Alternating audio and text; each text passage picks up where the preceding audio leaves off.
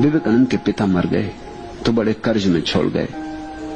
मस्त मौला आदमी थे, तो ही तो विवेकानंद जैसा बेटा हो सका। कुछ जोड़ जाड़ के नहीं रख गए थे, दिल खोल के जिए थे कि उधारी छोड़ गए थे।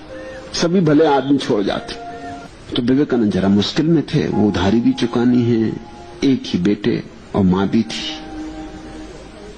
कभी कभी तो ऐसी हालत हो जाती कि घर में खाने को भी ना होता।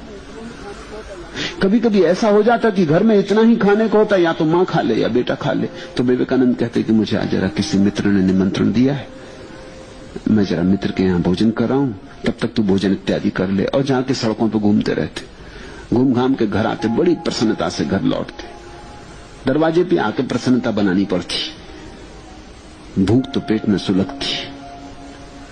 दरवाजे से बड़े प्रसन्न होकर आके लौटते, पेट पे हाथ फेरते हुए डकार भी लेते, ताकि मां को भरोसा आ जाए। क्योंकि मां को भी शंका होती थी कि बार बार कौन मित्र इसको देने लगे निमंत्रण, कभी दिखाई नहीं पड़ते, कोई निमंत्रण देने आता भी नहीं।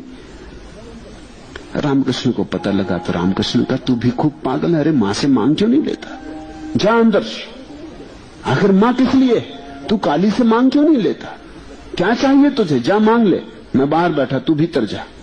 अब जब रामकृष्ण कहें तो विवेकानंद भीतर गए, घंटा भर लगा दिया, लौटे वहां से आंसुओं से गदगद, बड़े प्रसन्न। रामकृष्ण का तो मिल गया ना, मांग लिया ना। विवेकानंद का क्या कह रहे हैं, कौन सी चीज मांगनी। रामकृष्ण का तू गया किस लिए था, तब उन्हें याद आई। उन्होंने कहा क्षमा करें, वो तो मैं भूल ही गया। वहां जब सामने पहुंचता हूं तो धन्यवाद का ऐसा भाव उठता है कि मांगने की इच्छा, मांगने का ख्याल ही मिट जाता है। जो दिया है वो कोई कम है, मुझको दिया है, इससे अब और क्या देने को हो सकता है। रामकृष्ण का तू फिर जा, ऐसे नहीं चलेगा, ऐसे पेट नहीं भरेगा, मांग ले। ऐसा 3 बार भेजा और 3 बार विवेकानंद बाहर आए बड़े गदगद और भूल भूल के।